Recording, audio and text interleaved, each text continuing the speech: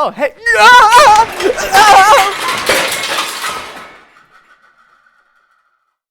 Oh. Oh, man. Yeah, right Oh, there. wait. Yeah, no, stand right there. Yeah, there you go. Stay, look, Where am I? right here. What is that? Who are you? Wait. Who am I? Oh no. What? Hold on. What? Here. Oh, my head is killing me. Oh. Oh, man. Where am I? Here. What is going on? What? Read. What is that? Just read what's on the sign. Why do I don't even know who you are. Don't worry, just read this. Let's Yeah. talk about that? What? Probably take him to the hospital. All right. What? Yeah, let's go. Where are we going? The hospital? What?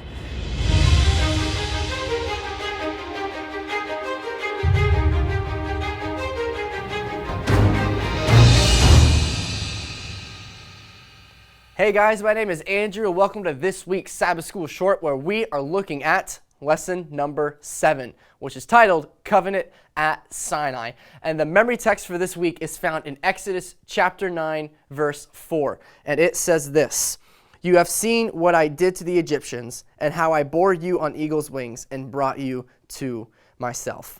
And just for your understanding and knowledge, we're going to be looking at 3 days this week. We're going to be looking at Sunday's lesson, Monday's lesson, and Tuesday's lesson. So get out your lessons. Click that link down in the description. Pull out that lesson. If you have a physical one, go grab that and journey along with us as we kind of skim over these main ideas and these main themes, starting with Sunday's lesson, which is titled On Eagle's Wings. So think about that title as you watch this video.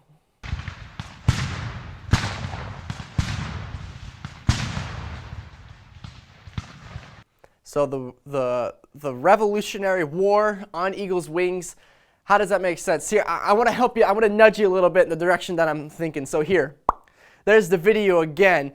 Think about the Revolutionary War and what it kind of symbolized, this thing of freedom, and how the people came from Britain and they came over and they wanted to establish themselves as a nation, kind of break away. Think about that. Also think about how long that we have been the United States of America, right?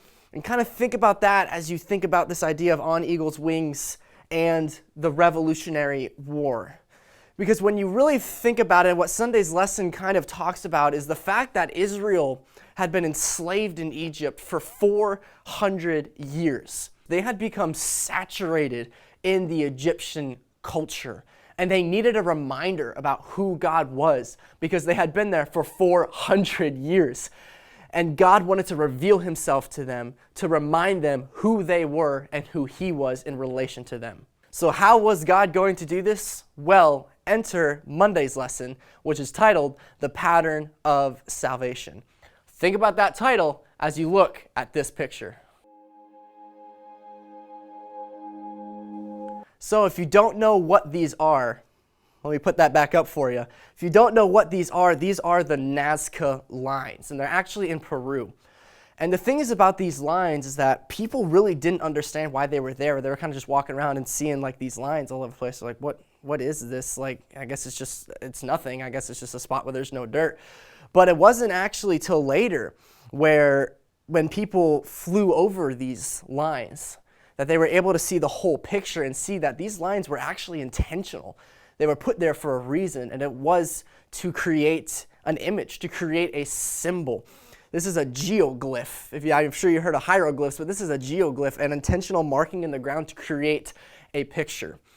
And Monday's lesson kind of drives home this point that God comes down to us so that he can lift us up, right? Just like we're able to fly in an airplane now and kind of see that whole thing, to take pictures of it and everything. And God comes down to lift us up so that we can kind of see the pattern of his salvation. We can kind of see the whole picture of how God has saved us and how God came down to us and saved us. And he wants to elevate us and lift us up to that point where we can kind of see, wow, he stepped into our place. He stepped into our position as Jesus Christ and came down and walked among this earth so that we can save us. And he wants to show us that whole big picture of how he stepped into our situation and delivered us from that.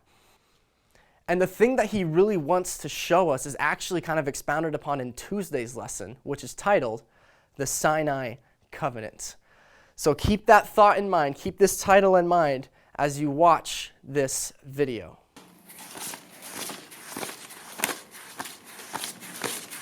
Money, Sinai Covenant. What does this have to do with each other? You know, when you kind of think about the beginnings of money, how money actually began, it began from this idea of banknotes. And back in the primitive days, you know, where gold was a value, you couldn't necessarily carry your gold around everywhere. You'd get robbed, it was too heavy, all of those kinds of things. So banknotes were created as kind of a way to say, hey, I promise that I have this value, I have this money in gold, it's just stored somewhere else. I don't have it with me, but I have this banknote with me that says I do have it.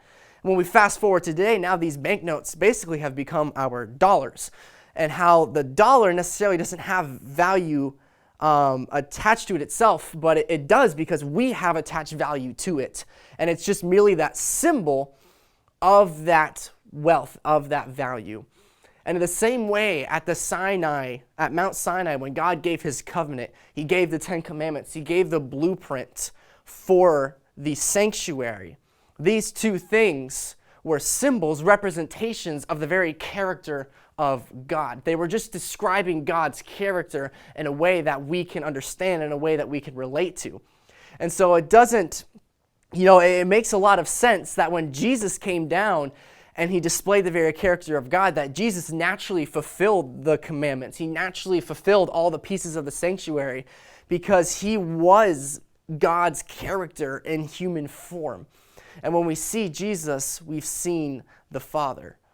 So that kind of wraps up this week's Sabbath School Short. To quickly recap, we looked at Sunday's lesson, Monday's lesson, and Tuesday's lesson, and kind of unpacked this idea of how God's people were enslaved in Egypt and how he came down to deliver them and to show himself to his people. And we need that reminder today too. And one of the quotes that really kind of jumped out at me in the lesson that kind of summarizes these 3 points is found in Monday's lesson, The Pattern of Salvation, and it says this: God is in heaven and we are on earth, and only as God comes down to earth can he redeem us. In the truest sense of the idea, only when Jesus came down, lived, suffered, died, and was resurrected for us could we be redeemed. We are redeemed because Jesus came down, revealed himself to the world, revealed who God was, and our belief in him is what redeems us from the bondage of slavery today. Remember, we only scratched the surface of the great things that the lesson unpacks. So please go read that lesson. It's awesome. It's got so many great ideas. I challenge you, go read the lesson and discover all of the great gems it has inside, because it has a lot of great things to say. And you are missing out if you only watch this and disregard the lesson. So go read that lesson and discover what it has and what it can speak into your life. So I hope you guys enjoyed this week's Sabbath School Short. If you could give a thumbs up for this video, that would be fantastic. Subscribe to Advent Blueprint for future content that we are excited to release. And we hope to see you on next week's Sabbath School Short.